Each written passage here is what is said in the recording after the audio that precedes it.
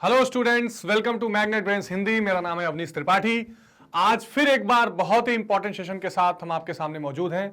जो लोकतांत्रिक पुनरुत्थान डेमोक्रेटिक रिसर्जेंस का नया सिलेबस है, उसमें जो इंपॉर्टेंट चैप्टर्स हैं, जिसमें इमरजेंसी की बात की गई है, जिसमें राम मनोहर, जयप्रकाश नारायण, इन सब महान विचारकों का और इनका जो मूवमेंट चला था, जो पूरी आपातकाल की व्यवस्था बनी थी, कैसे उससे फिर आगे निकलकर लोकतांत्रिक व्यवस्थाएं आगे आई, इन सब चीजों की बात हमने देखी थी, उनका आज हम चर्चा करेंगे।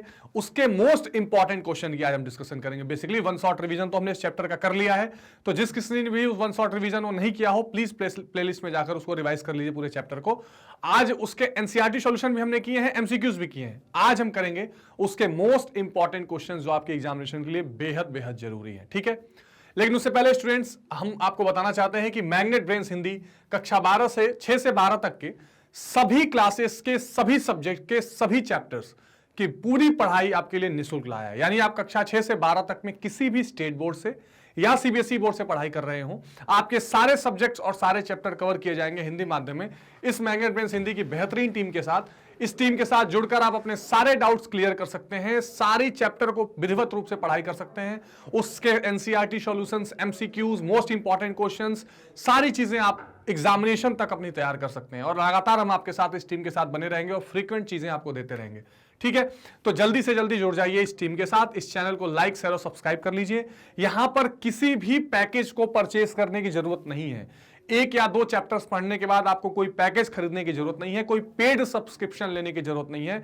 आप क्या कर सकते हैं, आप निःशुल्क पूरी पढ़ाई अपनी free of cost magnet Brains Hindi पर कर सकते हैं। तो ये बेहतरीन आपके लिए मौका है, अच्छा चांस है। जरूर अपनी पढ़ाई को और स्ट्रांग बनाइए। इसी अच्छे इंफॉर्मेशन के साथ स्टार्ट करते हैं आज का इंपॉर्टेंट सेशन। तो आज करने वाले हम लोकतांत्रिक पुनरुत्थान, जिसको सीबीएसई ने डेमोक्रेटिक रिसर्जेंस भी बोला है, डेमोक्रेटिक रिसर्जेंस। ठीक है, कि कैसे लोकतांत्रिक तरीके से बदलाव, पुनरुत्थान इसमें देखने को मिला और हमारा जो डेमोक्रेसी है वो कैसे स्ट्रांग होता चला गया कई इवेंट के माध्यम से। ये सारी बातें हम इसमें करने वाले हैं। ठीक है, लेकिन हम वो चैप्टर को कंप्लीट कर चुके हैं। आज हम करेंगे इसके मोस्ट इंपॉर्टेंट क्वेश्चंस, जिससे आप अपने चैप्टर को एक बार फिर से ठीक से रिवाइज करके और स्ट्रांग बना सकते हैं। ठीक है, एग्जामिनेशन के लिए। तो आइए पहला क्वेश्चन करते हैं। अब देखिए, आपको यह पता है कि जब डेमोक्रेटिक रिसर्जेंस चल रहा था तो उसमें नौकरशाही की बहुत चर्चा हुई। नौकरशाही जिसको बोलते हैं क्या, ब्यूरोक्रेसी। इस ब्यूरोक्रेसी यानी वो जिसको कहते हैं ना, देखिए पूरे आपको यह पता है कि पूरी जो हमारा जो पूरा सिस्टम है वो 3 पार्ट में डिवाइडेड है। ठीक है, एक है विधान पालिका, ठीक है, जिसको कहते हैं हम बेसिकली लेजिस्लेचर। ठीक है, एक है हमारी कार्यपालिका, ठीक है, जिसको हम क्या कहते हैं, इसको कहते हैं एग्जीक्यूटिव। और विधान पालिका, कार्यपालिका, और एक है हमारी न्यायपालिका, न्यायपालिका, इसको क्या कहते हैं, जुडिशियरी। ठीक है स्टूडेंट, ये 3 इंपॉर्टेंट अंग है हमारे पूरे सिस्टम की। अब ये जो विधान पालिका है ये क्या करती है, कानून बनाती है, जिसमें एमपी एमएलए ये लोग होते हैं। ये कार्यपालिका जो है ये एग्जीक्यूटिव है, जो इस कानून को लागू करवाती है। और इसमें कोई अंतर विरोध होता है, कोई समस्या आती है तो जुडिशरी यानी जो अदालतें हैं उसको सॉल्व करती हैं। अब ये जो कार्यपालिका है इसमें मुख्यतः क्या होते हैं, मंत्री, और मंत्री के नीचे होते हैं नौकरशाही। नौकरशाही, ये मंत्री बेसिकली पार्ट है किसका, ये पार्ट होते हैं पूरी सरकार के, गवर्नमेंट। ठीक है ना, तो इस सरकार क्या करती है, इन कानूनों को मंत्रियों के थ्रू लागू करवाती है। और ये मंत्री किस पर अपना हुक्म चलाते हैं, नौकरशाही। यानी जितने आप आईएएस, आईएपीएस, पीसीएस, जितने अधिकारी आप देखते हैं, जितने दफ्तरों में मुलाजिम देखते हैं, जितने ऑफिसर्स देखते हैं, वो सब क्या है, इस नौकरशाही का हिस्सा है। ठीक है, ये नौकरशाही ब्यूरोक्रेसी का मतलब हुआ। अब यहां क्वेश्चन पूछा है कि नौकरशाही का क्या अर्थ है। तो प्रशासन स्थायी सेवकों के द्वारा होता है, प्रशासन संसद के द्वारा होता है, प्रशासन मंत्री के द्वारा होता है, प्रशासन प्रधानमंत्री के द्वारा होता है। तो इसका सही जवाब क्या हो जाएगा, प्रशासन स्थायी सेवकों के द्वारा होता है। अब देखिए एक चीज समझिए, ये जो मंत्री होते हैं ना, देखिए सरकार भी स्थायी होती है, सरकार में चलाने वाले जो मंत्री प्रधानमंत्री बदलते रहते हैं। लेकिन अच्छा, मंत्री में ये क्या है, ये परमानेंट नहीं है, जिसकी सरकार होगी मंत्री आ जाएंगे। लेकिन जो ये नौकरशाही होती है, जो ऑफिसर्स होते हैं, जो सेक्रेटरी लेवल से, सचिव लेवल से स्टार्ट होता है, सचिव हो गए, इसके नीचे के जो सारे अधिकारी हैं, इसके नीचे के मुलाजिम हैं, ये सब परमानेंट होते हैं। और ये जो परमानेंट काम करने वाले दफ्तर में जो ये ऑफिसर हैं या कर्मचारी हैं, वो क्या होते हैं, ये स्थायी सेवक होते हैं जो अपनी परमानेंट सर्विसेज दे देते हैं। और ये जो प्रशासन चलाते हैं उसको नौकरशाही कहते हैं। और नौकरशाही का अर्थ का मतलब ये होगा कि जो एडमिनिस्ट्रेशन है वो स्थायी सेवकों के द्वारा चला जाता है। मंत्री और सरकार तो एक केयर टेकर या नीति निर्देशक के रूप में आते हैं, जो अपनी पार्टी की सरकार बनाते हैं तो रहते हैं, बाकी वो चेंज भी हो सकते हैं। तो bureaucracy means a system in which the administration is taken care of by the permanent service giving members, जो परमानेंट अपने सर्विसेज दे रहे हैं, सेवाएं दे रहे हैं, ऐसे जो कर्मचारी हैं, ऐसे जो सेवक हैं, वो नौकरशाही को रिप्रेजेंट करते हैं। ठीक है, तो ये इंपॉर्टेंट है। ये तीन जो बेहतरीन है, तो काफी आप लोगों ने 7, 8, 9 लेवल पे भी पढ़ा होगा, ये पूरा जो फॉर्मेशन है, पूरा जो डिवीजन है। ठीक है, चलिए नेक्स्ट देखते हैं। प्रतिबद्ध नौकरशाही क्या है, बड़ी इंपॉर्टेंट है। नौकरशाही का मतलब ये होगा कि प्रशासन जो है वो सेवक चला रहे हैं, लेकिन प्रतिबद्ध क्या होता है, जिसको कहते हैं अंग्रेजी में कमिटेड, ठीक है ना, कमिटेड ब्यूरोक्रेसी। कमिटेड ब्यूरोक्रेसी का मतलब क्या होगा, कमिटेड ब्यूरोक्रेसी का मतलब ये हो गया कि जो सत्ताधारी दल के प्रति क्या है, एकदम नतमस्तक है, यानी जिसके मंत्री या जिसकी सरकार होगी वो उसके इशारों पर चलेगा। तो लोक सेवक सत्ताधारी दल की विचारधारा के अनुसार काम करते हैं, लोक सेवक अपनी इच्छा अनुसार काम करते हैं, लोक सेवक जनता की इच्छा से काम करते हैं, लोक सेवक न्यायपालिका के अनुसार काम करते हैं। अब देखिए, ये बात तो ठीक है कि जो भी सरकार आएगी वो ये चाहेगी कि हम अपने एजेंडे को लागू करें, तो जो लोक सेवक हैं, जो ब्यूरोक्रेसी है, वो हमारे अनुसार काम करे। ठीक है, और इसलिए जो प्रतिबद्ध नौकरशाही होती है वो सत्ताधारी दल की विचारधारा के अनुसार काम करती है, यानी जो इस दल की सरकार बनेगी वो जैसा चाहेगी वो क्या करेंगे, वैसा ही काम करेंगे। ऐसा बार बार देखा भी जाता है कि जब सरकार चेंज होती है तो जो दूसरी गवर्नमेंट आती है वो अपने पसंद के लोगों को अच्छे अच्छे पदों पर रखती है, अच्छे अच्छे सचिव या सेक्रेटरी सब अपने हिसाब से बनाती है। वो क्यों बनाती है, क्योंकि उनका ये मानना है, उनकी ये एक तरह से उनकी सोच होती है कि जो हमारा एजेंडा है, हम सत्ताधारी हैं, हमारे हिसाब से ये लोग काम करें। ठीक है, तो क इसका सही जवाब हो जाएगा। भारत में प्रतिबद्ध नौकरशाही का समर्थन किसने किया था, राजीव गांधी, महात्मा गांधी, पंडित नेहरू, इंदिरा गांधी। अब देखिए, आपको पता है कि जो इंदिरा गांधी हैं, इन्होंने क्या किया था, इन्होंने आपातकाल लगाया। ठीक है, और आपातकाल में सीधे सीधे बहुत सारी चीजें ऐसी होती हैं जो नियम कानून के खिलाफ चल रही थी, जिस पर शाह आयोग भी बैठी थी। तो अब इनका मानना यह था कि जो ब्यूरोक्रेसी या नौकरशाही है वो जो मैं कहूं वो करें, हो हमारे हिसाब से काम करें। इसलिए इसका सही जवाब क्या हो जाएगा, घ इंदिरा गांधी। क्योंकि इन्होंने क्या किया था, इन्होंने प्रतिबद्ध नौकरशाही की बात की थी कि भाई जैसा हम चाहें नौकरशाही वैसा काम करे, वो हमें नियम कानून मत बनाए कि ये गलत है, ये सही है, ये संवैधानिक है, ये गैर संवैधानिक है। और ज्यादातर जो तानाशाही या साम्यवादी देश हैं वहां इस तरह की व्यवस्था देखने के लिए मिलती है कि भाई नौकरशाही, या वहां तो न्यायपालिका भी प्रतिबद्ध होती है ना। तो नौकरशाही तो खैर आज के जमाने में लगभग हर सरकारों में देखी जाती है कि प्रतिबद्ध नौकरशाही सरकारें चाहती हैं, ऊपर से कहती हैं कि भाई हम तो मंत्री हैं, सरकार अपना काम कर रही है, कानून अपना काम कर रहा है। लेकिन ये कहीं ना कहीं सही बात है कि हर अधिकारी, हर नेता चाहते हैं कि अपने हिसाब से काम चलना चाहिए। ठीक है, चलो नेक्स्ट देखते हैं। साम्यवादी व्यवस्था वाले देशों में न्यायपालिका स्वतंत्र होती है, स्वतंत्र नहीं होती है, नहीं होती है, इनमें से कोई नहीं। अब देखिए, साम्यवादी देशों में क्या होगा, साम्यवादी में न्यायपालिका बिल्कुल स्वतंत्र नहीं होगी, और यहां क्या होगा, एक प्रतिबद्ध, यहां पे प्रतिबद्ध न्यायपालिका देखने के लिए मिलती है। ठीक है, प्रतिबद्ध न्यायपालिका जो क्या होती है, कमिटेड जुडिशरी होती है, यानी जैसा सरकार या जैसा वहां का शासन चाहेगी वो उसी हिसाब से व्यवस्थाओं को इंटरप्रिटेट करेगी, उसी हिसाब से कानून व्यवस्था के प्रति अपने निर्णय सुनाएगी, और व्यवस्था बनाए रखने में सरकार का पूरा सपोर्ट करेगी। वो ये नहीं कहेगी कि आप गलत कर रहे हैं या ये संवैधानिक नहीं है। ठीक है, जो सरकार ने बोला वो नियम है, उसको जो काटेगा वो हम उसको गलत ठहरा देगी, सीधी सी बात है। तो ये स्वतंत्र नहीं होती है, वो सरकार के हिसाब से चलती है। ठीक है, ये इंपॉर्टेंट है, ध्यान रखिएगा। साम्यवादी यानी कम्युनिस्ट देश। नव निर्माण का आंदोलन किसके नेतृत्व में हुआ, महात्मा गांधी, राम मनोहर लोहिया, जयप्रकाश नारायण, इंदिरा गांधी। अब देखिए, ये जयप्रकाश नारायण के आंदोलन नव निर्माण हुआ। इनका प्रमुख और आंदोलन हमने जो चर्चा किया था, संपूर्ण क्रांति। ठीक है, और ये जो संपूर्ण क्रांति है वो कहां से आई थी, वो आई थी गुजरात और बिहार के छात्र आंदोलन के बाद। गुजरात, बिहार के छात्र आंदोलन के बाद। ठीक है,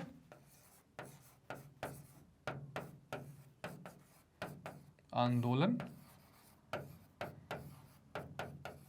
के बाद। ठीक है, तो ये ध्यान रखिएगा, जो जयप्रकाश नारायण थे इनकी संपूर्ण क्रांति और इन्होंने नवनिर्माण आंदोलन, मतलब ये था कि जो पूरे समाज में कुरीतियां फैली हुई हैं सामाजिक, अच्छा ये पूरा संपूर्ण क्रांति भी था, सामाजिक, धार्मिक, आर्थिक, वैचारिक जितने भी तरीके की कुरीतियां हैं, जात पात का भेद है, ये सारी चीजें मिटा देने की जरूरत है। तो जयप्रकाश नारायण से संपूर्ण क्रांति और नवनिर्माण आंदोलन ये इनके ही नेतृत्व में देखने के लिए मिला था। इंपॉर्टेंट है। किस राज्य में छात्रों ने इंदिरा सरकार के विरुद्ध उग्र आंदोलन किया? तो कौन से राज्य थे? अभी चर्चा की हमने, क्या बिहार और गुजरात। पहले गुजरात में हुआ, फिर बिहार हुआ, 1974 के खास पास का जो एरिया था। ठीक है, 1974 में ये देखने के लिए मिला था। और बहुत ही उग्र आंदोलन, यानी कि सरकारी दफ्तर बंद करवा देना, विधानसभा में आगे जाके लेट जाना, ट्रेनों को रोक देना, ये सारे उग्र तरह के आंदोलन बिहार और गुजरात में इंदिरा गांधी की सरकार के खिलाफ ये देखे गए थे। ठीक है, संपूर्ण क्रांति का आह्वान किसने किया? संपूर्ण क्रांति का आह्वान अभी हमने पढ़ा था, जयप्रकाश नारायण ने किया। ठीक है, टोटल रिवॉल्यूशन। और उन्होंने जो बिहार छात्र आंदोलन था उसमें बच्चे गए और उन्होंने कहा कि आप हमारे आंदोलन को लीड करिए। तो उन्होंने दो शर्तें रखी थी कि देखिए, एक तो ये आंदोलन केवल बिहार नहीं पूरे देश तक फैलना चाहिए, दूसरा ये किसी भी दशा में हिंसक नहीं होना चाहिए, इसे अहिंसक रखना है, नॉन वायलेंट रखना है। ये दो शर्तें मानकर फिर ये पूरे दुनिया में, पूरे भारत में इसको संपूर्ण क्रांति का रूप दिया गया और फिर बाद में बहुत ही बड़े व्यापक रूप में यह आंदोलन उभरा था। ठीक है, निम्नलिखित में से कौन सा आपातकाल की घोषणा के संदर्भ में मेल नहीं खाता? संपूर्ण क्रांति का आह्वान, हाँ, ये आपातकाल के पीछे की पृष्ठभूमि तो बनी रही थी। नक्सलवादी आंदोलन, 74 की रेल हड़ताल, इलाहाबाद उच्च न्यायालय का फैसला। देखिए जो तीन है, क, ग और घ, ये तीनों आपातकाल से कहीं ना कहीं रिलेटेड है। अब देखिए, ये जो संपूर्ण क्रांति का आह्वान है, उसी के बाद क्या हुआ, पूरे देश में देशव्यापी असंतोष हुआ। 1974 में ये हो रहा था जून के आसपास, और 75 में तो आपातकाल लग ही गया, तो पूरे देश में एक असंतोष की भावना आई। 1974 की रेल हड़ताल, ये जॉर्ज फर्नांडिस ये देश के रक्षा मंत्री भी बने थे बाद में। जॉर्ज फर्नांडिस के नेतृत्व में 1974 की रेल हड़ताल हुई थी। इलाहाबाद उच्च न्यायालय का फैसला, इन्होंने क्या किया, ये राजनारायण जो थे, जो इंदिरा गांधी के खिलाफ चुनाव लड़े थे, राजनारायण की याचिका थी, ठीक है, कि गलत तरीके से चुनाव जीता गया है, इसको सही मानते हुए इलाहाबाद के उच्च न्यायालय ने इंदिरा गांधी के निर्वाचन को अयोग्य ठहरा दिया और कहा कि इंदिरा गांधी अब संसद की सदस्य भी नहीं रह सकती और किसी पद पर भी नहीं बनी रहेंगी। तो इसके बाद ही तो इमीडिएटली फिर उन्होंने लगा दिया था आपातकाल। तो ये तीनों जो स्थितियां थी ना, ये तीनों स्थितियां उनके खिलाफ असंतोष, उनके खिलाफ एक भावना को भड़का रही थी। नक्सलवादी आंदोलन का कोई बहुत सीधा रिलेशन आपातकाल की भूमिका से नहीं था। हालांकि जो आधार बनाया था आपातकाल की भूमिका का, अगर उसके पीछे कोई देखा जाए स्थिति, तो नक्सलवादी शायद जस्टिफाई भी हो जाता, क्योंकि उन्होंने बताया कि आंतरिक देश को सुरक्षा को खतरा है और ऐसा वैसा, उसको चर्चा भी करेंगे। लेकिन ये जो तीन थे, ये डायरेक्ट रिलेटेड थे, नक्सलवादी इससे कोई मतलब नहीं था। तो ख इसका जवाब, नक्सलवादी आंदोलन सही हो जाएगा। ठीक है, चलिए नेक्स्ट देखते हैं। अब कुछ इंपॉर्टेंट फिलअप्स हैं जो हमेशा मोस्ट इंपॉर्टेंट में हम करते हैं ताकि चीजें रिवाइज हों। तो 1971 के बाद कौन सर्वोच्च नेता बनी? तो इंदिरा गांधी। ठीक है, जब हम कांग्रेस की पुनर्स्थापना वाला चैप्टर कर रहे थे, तो उसमें मैंने आपको बताया भी था कि जो कांग्रेस एक बार चुनौती आई थी, उसकी पुनर्स्थापना में ये इलेक्शन काम आया था। प्रजातंत्र में क्या होता है, जनता प्रतिनिधियों का निर्वाचन करती है, इसमें तो कोई कंफ्यूजन होनी नहीं चाहिए आपको। अधिकारियों के द्वारा योजनाओं का क्या कहता है, निर्माण और क्रियान्वयन, यहां पे दिया हुआ है, आप देख सकते हैं। इसी को क्या बोलते हैं, ये किसको बताने की कोशिश की जा रही है, नौकरशाही। नौकरशाही, ब्यूरोक्रेसी। ठीक है, आंसर क्या हो जाएगा, उसका निर्माण करती है और उसको, यानी कि उसको फॉर्मुलेट करना और उसको एग्जीक्यूट करना। फिर है, लोकतांत्रिक देशों में कार्यपालिका और व्यवस्थापिका के मध्य क्या पाया जाता है, एक घनिष्ठ संबंध पाया जाता है। ठीक है, घनिष्ठ संबंध, यानी कि इंपॉर्टेंट एक दूसरे से रिलेशन पाया जाता है, किसके बीच में, कार्यपालिका और व्यवस्थापिका के मध्य। ठीक है, डैश प्रकरण में सर्वोच्च न्यायालय के निर्णय दिया कि मौलिक अधिकारों की कटौती नहीं की जा सकती। गोलकनाथ केस बहुत इंपॉर्टेंट है, गोलकनाथ केस। इस केस में ये सुप्रीम कोर्ट ने कहा था कि भैया देखिए, आप कुछ भी करिए, मौलिक अधिकार यानी फंडामेंटल राइट्स में कटौती नहीं कर सकते। ये बहुत इंपॉर्टेंट फैसला था, क्योंकि क्या हो रहा था कि राज्य में कई नियमों को लगाने के लिए, कई जिसको हम कह सकते हैं कि देशव्यापी कानूनों को लगाने के लिए, इसके अलावा कई विकास के कार्यों को आगे बढ़ाने के लिए, ऐसा देखा जा रहा था कि सरकार लगातार जो मौलिक अधिकार हैं उनको भी कट कर रही थी। अच्छा, मैंने आपको ये भी बताया था कि एक अनुसूची शेड्यूल 9 जोड़ा गया था संविधान में, शेड्यूल 9 अनुसूची 9, इसमें यह कहा गया था जवाहरलाल नेहरू के जमाने से ही कि जो कानून इसमें रख दिया जाएगा उसको न्यायालय भी रिव्यू नहीं कर सकती, भले ही वो क्यों ना मौलिक अधिकार को कम करने के कानून हो। तो गोलकनाथ केस वो पहला केस आया जिसमें बोला गया कि नहीं आप ऐसा नहीं कर सकते। बाद में केशवानंद भारती केस भी आया। केशवानंद भारती प्रकरण में संविधान के मूल ढांचे को परिभाषित किया गया जिसको बोला गया बेसिक स्ट्रक्चर। हालांकि देखिए बात यह है कि बेसिक स्ट्रक्चर को, मूल ढांचा इसको हिंदी में कहते हैं, इसमें बहुत परिभाषित नहीं किया गया, इसमें इस कॉन्सेप्ट को लाया गया। बेसिकली सही बात तो यह है, लेकिन क्वेश्चन है इसमें यह कहा गया कि भाई देखिए आप कुछ भी करिए, लेकिन आप संविधान में, देखिए संविधान में एक अनुच्छेद है, अनुच्छेद 368, ठीक। अनुच्छेद 368 ये सरकार को पावर देती है या संसद को पावर देती है, सरकार अपनी संसद को, कि आप जरूरत पड़ने पर अलग अलग तरीकों से संविधान में संशोधन कर सकते हैं। The power has been given to the parliament to amend the constitution as the procedure been given to this article। ठीक, कोई दिक्कत नहीं है। लेकिन एक बात इसके तहत जो है सुप्रीम कोर्ट ने केशवानंद भारती केस में कहा कि ठीक है आप संविधान में संशोधन करिए, लेकिन संविधान को बदल नहीं सकते आप। You can amend the constitution but not change it. इसका मतलब यह है कि आप संविधान के बेसिक स्ट्रक्चर, मूल ढांचा, जो आत्मा है संविधान की, उसको आप नहीं बदल सकते। तो फिर पूछा गया बताइए कब कैसे पता चलेगा कि जो हम बदल रहे हैं वो संविधान की आत्मा है, कि उसका बेसिक स्ट्रक्चर है कि नहीं। तो बोला कि वो बारी बारी जब हमारे सामने केस आएगा, क्योंकि देखिए जो न्यायपालिका हमारे यहाँ है, जो सुप्रीम कोर्ट है, उसको इंटरप्रेटेटर ऑफ कॉन्स्टिट्यूशन भी कहते हैं, कि वो कॉन्स्टिट्यूशन को इंटरप्रेटेट करेगी, वो उसको क्या करेगी, जरूरत पड़ने पर संविधान की व्याख्या करेगी कि संविधान क्या कहना चाह रहा है इस केस में।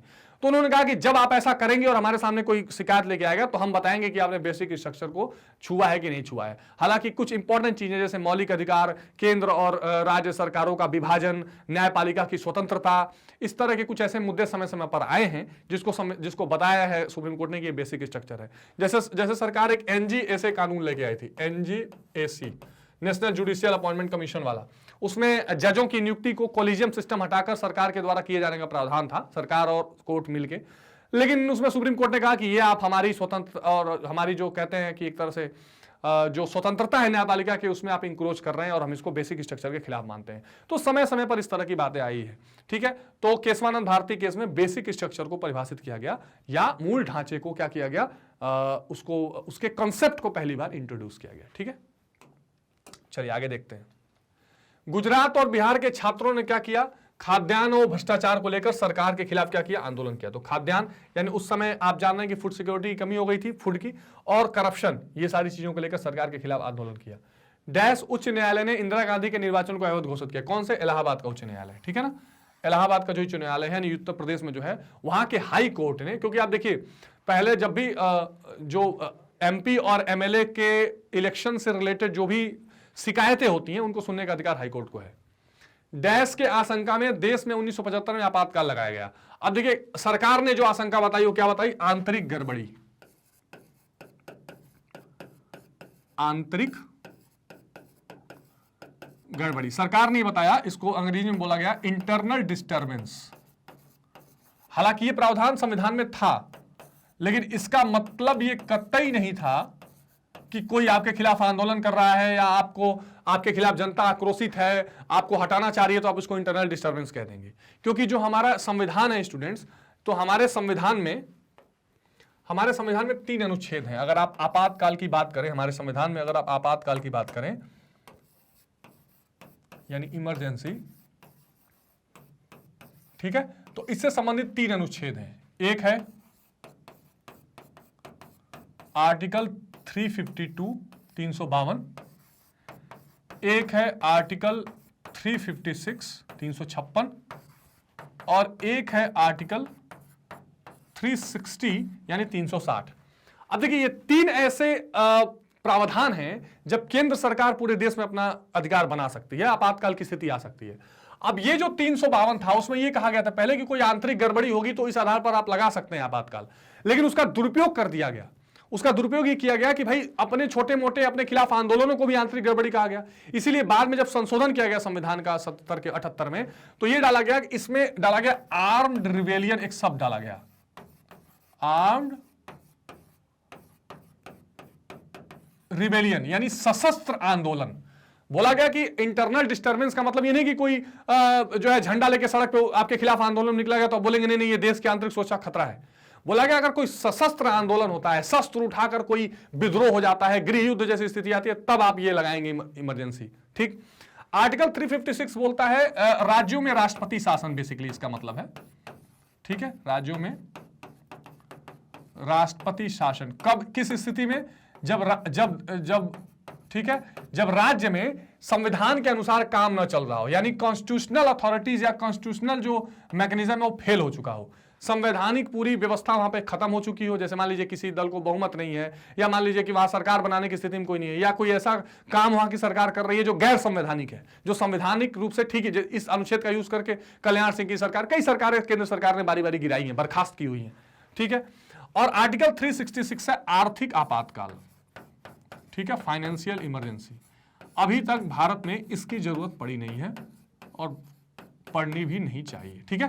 इकोनॉमिक इमरजेंसी, ठीक है। तो आर्थिक आपातकाल 360, ये 356 और ये 352, ये दो स्थितियां थी। तो ये जो 1975 का आपातकाल लगा था वो इसी 352 के तहत लगा था। और तब क्या हवाला दिया गया था? तब ये कहा गया कि आंतरिक गड़बड़ी है, ठीक है, जिसको गलत पाया था शाह आयोग ने। आंतरिक गड़बड़ी, ये ध्यान रखिएगा, यही क्वेश्चन पूछा गया था। तो सरकार ने आंतरिक गड़बड़ी की आशंका में आपातकाल लगाया। सरकार ने डैश के अंतर्गत 1975 में हजारों लोगों को गिरफ्तार कर लिया। किसके तहत कर लिया? निवारक निरोध, जिसको कहते हैं एक तरह से प्रिवेंटिव डिटेंशन, ठीक है, ठीक है जी। तो इसको क्या बोला गया बाद में? Preventive detention. बोला कि नहीं, देखिए ऐसा है कि हम आपको बाहर घूमने नहीं देंगे, हम आपको क्या करेंगे, हम आपको कैद करेंगे, हम आपको जेल में डालेंगे। क्यों डालेंगे? कि आप देश की सुरक्षा के लिए खतरा बन सकते हैं, आप गड़बड़ करेंगे, चलो जेल में। तो ये बहुत ज्यादा दुरुपयोग किया गया। अगला क्वेश्चन है, मोरारजी देसाई के प्रधानमंत्री के समय कौन दो लोग उप प्रधानमंत्री थे? तो एक तो चौधरी चरण सिंह रहे, जो जनता पार्टी के उपाध्यक्ष भी थे, और बाद में ये प्रधानमंत्री बन गए मोरारजी देसाई के बाद, ठीक, कुछ दिन के लिए। और एक जगजीवन राम, ठीक है, जो कांग्रेस फॉर डेमोक्रेसी वाली पार्टी जिन्होंने बताई थी, जो दलित नेता महत्वपूर्ण थे। तो ये दो महत्वपूर्ण नेता हैं जिनको आपको ध्यान रखना है, ठीक है। ये बहुत ही इंपॉर्टेंट कंसेप्ट्स और इंपॉर्टेंट घटनाएं हैं जो आपको आपातकाल के दौरान के समय में याद रखनी है। ये आपका फिलअप से, ये आंसर यहाँ नीचे भी दिए हुए हैं, ठीक है। चलिए नेक्स्ट देखते हैं। अब देखिए यहां पर कुछ मैचअप्स करने हैं इंपॉर्टेंट, जिसको आपको ध्यान रखना है। नवनिर्माण आंदोलन का उद्देश्य क्या है? कांग्रेस शासन को हटाना, ठीक है। तो आप सी में पहला डाल सकते हैं। नवनिर्माण आंदोलन जो जयप्रकाश नारायण के नेतृत्व में चल रहा था, उसका बेसिक मतलब क्या था? कांग्रेस शासन को हटाना। अब साम्यवादी जो देश होते हैं, साम्यवादी देशों में क्या होती है? एक प्रतिबद्ध न्यायपालिका देखने के लिए मिलती है, यानी जो क्या करती है, जो हमेशा सरकार के अनुसार काम करती है। कमिटेड जुडिशरी की बात जो आती है वो इसमें देखी जाती है। संपूर्ण क्रांति का उद्देश्य क्या था? संपूर्ण क्रांति का उद्देश्य था आर्थिक और सामाजिक क्षेत्रों में परिवर्तन, यानी इकोनॉमिक बैलेंस भी बनाया जाए। इसके अलावा समाज में जितनी कुरीतियां हैं, उन सभी कुरीतियों से देश को और समाज को बचाया जाए, ठीक है। तो थर्ड नंबर यहां पे आ जाएगा। शाह आयोग का गठन क्यों किया गया था? तो शाह आयोग का गठन किया गया था आपातकाल की जांच हेतु। ये एक चीफ जस्टिस रिटायर्ड रह चुके थे, और इनको जो है जब जनता पार्टी बनी तो उसने शाह आयोग बैठाया, और उसको बताया गया कि आप जांच करिए कि जो इमरजेंसी लगाया गया क्या वो सही था, क्या वो सही प्रावधानों में काम कर रही थी। संसद मार्च का नेतृत्व किसने किया था? जयप्रकाश नारायण ने किया था संसद मार्च का नेतृत्व। और पूरी संसद तक इन्होंने एक रैली निकाली जिसमें कहा कि आप सिंहासन खाली करो। प्रथम गैर कांग्रेसी प्रधानमंत्री कौन बने थे? बार बार हमने कहा है 1977 जनता पार्टी में मोरारजी देसाई, ठीक है। तो ये आ जाएगा 6, 1977 में मोरारजी देसाई बने थे। तो ये इंपॉर्टेंट मैच द फॉलोइंग्स हैं, इसके थ्रू आप एक बार फिर रिकैपिचुलाइज कर सकते हैं अपनी पूरी इंफॉर्मेशन को, स्टडी को। चलिए अब आगे देखते हैं। हाँ, कुछ और चीजें इसमें रह गई हैं, जैसे देखिए, तो एक है संपूर्ण क्रांति। तो संपूर्ण क्रांति किसने की? जयप्रकाश नारायण ने की, ठीक है। Total revolution. गरीबी हटाओ का नारा किसने दिया था? इंदिरा गांधी ने दिया था। कब दिया था?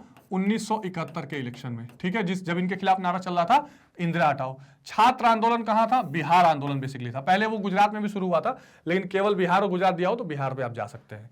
रेल हड़ताल किसके नेतृत्व में होता? जॉर्ज फर्नांडिस। यहां से एक नेता बन के उभरे समता पार्टी में, जॉर्ज फर्नांडिस, जो बाद में देश के रक्षा मंत्री भी बने थे। तो जॉर्ज फर्नांडिस रेल हड़ताल के समय ये इंपॉर्टेंट रूप से उभरे थे, ठीक है, महत्वपूर्ण है, इसको भी आप ध्यान रखेंगे। नेक्स्ट देखते हैं। अब इसमें कुछ सत्य और असत्य कथन देखते हैं कि सत्य क्या है, असत्य क्या है, कौन सा ट्रू है, कौन सा फॉल्स है। प्रशासन में नौकरशाही की भूमिका महत्वपूर्ण है, क्या ये सही है कि गलत है? तो देखते हैं अभी। जाहिर सी बात है, नौकरशाही की भूमिका तो महत्वपूर्ण ही है। भारत में नौकरशाही तटस्थ है, माना तो ऐसा ही जाता है। न्यायपालिका की स्वतंत्रता के लिए नियुक्ति के पूर्व जजों की सामाजिक दर्शन को देखा जाना चाहिए। देखिए कितनी बड़ी बात है, ये इंदिरा गांधी के जमाने में बात आई। कि आप जब जज की नियुक्ति करें तो उनका सामाजिक दर्शन देखें कि वो कैसा बिहेव करते हैं, कैसा सोचते हैं, उनका बैकग्राउंड क्या है। यानी आप वैसे लोगों को खोजना चाहते हैं जो आपके फेवर वाले हों। तो क्या देखा जाना चाहिए? नहीं। साम्यवादी व्यवस्था वाले देशों में न्यायपालिका स्वतंत्र नहीं होती। ठीक मालूम पड़ रहा है स्टेटमेंट। राम मनोहर लोहिया ने संसद मार्च का नेतृत्व किया। जी नहीं। जनता पार्टी की सरकारें भीतर विरोध के कारण हार गई। बिल्कुल सत्य स्टेटमेंट। तो प्रशासन में नौकरशाही की भूमिका महत्वपूर्ण है। करेक्ट है। भारत में नौकरशाही तटस्थ है। सही है। नौकरशाही तटस्थ मतलब उसको किसी पार्टी से मतलब नहीं। आज भी देखिए कि किसी भी दल की सरकार बने, वहां के अधिकारी ये नहीं बोलते हैं कि हमें जो है ये पार्टी पसंद आ रही है यार, हम ऐसा ही काम करेंगे, ऐसा करेंगे। न्यायपालिका की स्वतंत्रता के लिए नियुक्ति के पूर्व जजों का सामाजिक दर्शन देखा जाना चाहिए। बिल्कुल नहीं। असत्य स्टेटमेंट। साम्यवादी व्यवस्था वाले देशों में न्यायपालिका स्वतंत्र नहीं होती। ये करेक्ट बात है, क्योंकि यहां क्या होती है? प्रतिबद्ध न्यायपालिका देखी जाती है।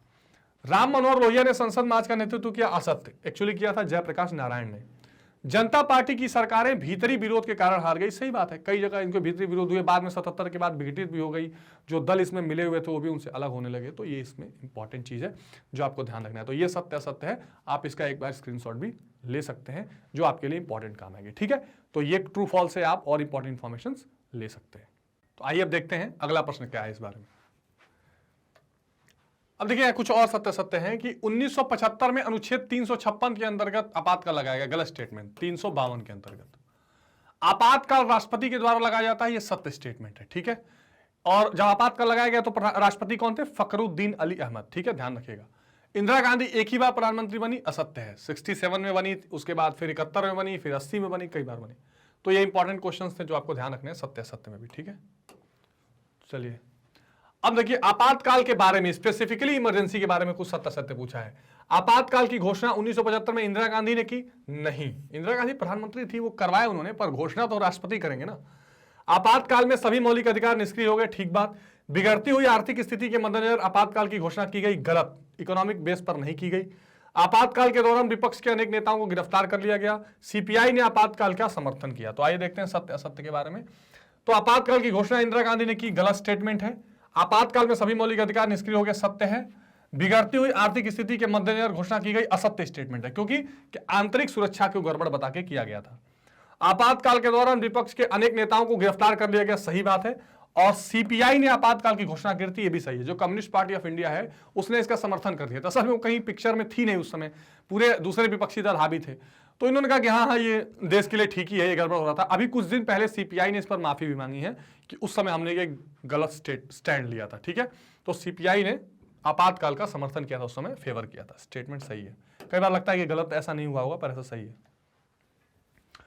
अब भारत राज्यों का संघ है। India is a union of states. ठीक है, यूनियन ऑफ स्टेट कहां लिखा है? आर्टिकल 1 अनुच्छेद 1, भारत के संविधान का जो अनुच्छेद 1 है वहां लिखा हुआ है। ठीक है, तो भारत में लोकसभा का कार्यकाल कितने वर्ष का होता है? 5 वर्ष का। जब इमरजेंसी लगाई गई तो उसे 6 वर्ष किया गया था, फिर काट दिया गया। तो 5 वर्ष का। ये ध्यान रखिएगा कि जो एक चीज ऐसा इंपॉर्टेंट ध्यान रखिएगा कि जो राज्यसभा है ना, राज्यसभा और राज्य विधान परिषद जो होते हैं, जो कुछ ही राज्यों में है, विधान परिषद, विधानसभा नहीं, विधान परिषद। ठीक है, इन दोनों जगहों पे जो कार्यकाल है वो 6 वर्ष का होता है। ठीक है ना। बाकी राज्य विधानसभा जो मतलब लोग जिनको चुनते हैं वो बेसिकली 5 वर्ष के लिए चुना जाता है। तो लोकसभा का कार्यकाल और विधानसभा का कार्यकाल 5 साल का है। संघ लोक सेवा आयोग का मुख्यालय दिल्ली में है, यूपीएससी जिसको बोलते हैं। ब्यूरोक्रेसी की बात अभी हम कर रहे थे, union public service commission. Bharat का सर्वोच्च न्यायालय दिल्ली में है। ठीक है, सुप्रीम कोर्ट इंपॉर्टेंट है। गुजरात और बिहार में 1975 में किसने आंदोलन का सूत्रपात किया? छात्रों के समूह ने। अभी हमने चर्चा की थी। संपूर्ण क्रांति का उद्देश्य क्या था? सामाजिक और आर्थिक क्षेत्रों में परिवर्तन। ध्यान रखिएगा कि वो सोशल भी सारे मुद्दे थे इसमें शामिल और इकोनॉमिक भी थे। रेलवे के कर्मचारियों ने किसके नेतृत्व में हड़ताल किया? जॉर्ज फर्नांडिस। रेल रोको अभियान हो गया तो जॉर्ज फर्नांडिस के नेतृत्व में ये सारी चीजें चल रही थी। ठीक, इंपॉर्टेंट है। संसद मार्च का नेतृत्व किसने किया था? तो संसद मार्च का नेतृत्व किया जयप्रकाश नारायण, जिसको जेपी मूवमेंट कहा जाता है। और इनको और किस नाम से जाना जाता है? इनको लोकनायक के नाम से जाना जाता है। ये ध्यान रखिएगा, ये कॉम्पिटिटिव एग्जामिनेशंस में भी बहुत पूछा जाता है, लोकनायक।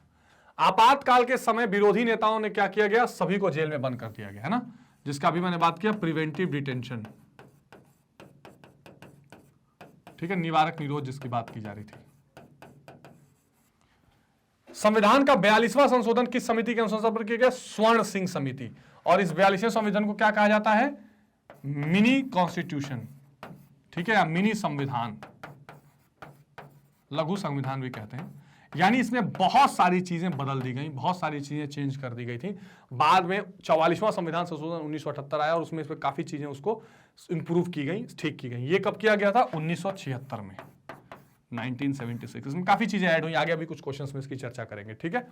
तो 42वें संविधान संशोधन ये बहुत महत्वपूर्ण है, बहुत इंपॉर्टेंट इसने भी भूमिका निभाई थी।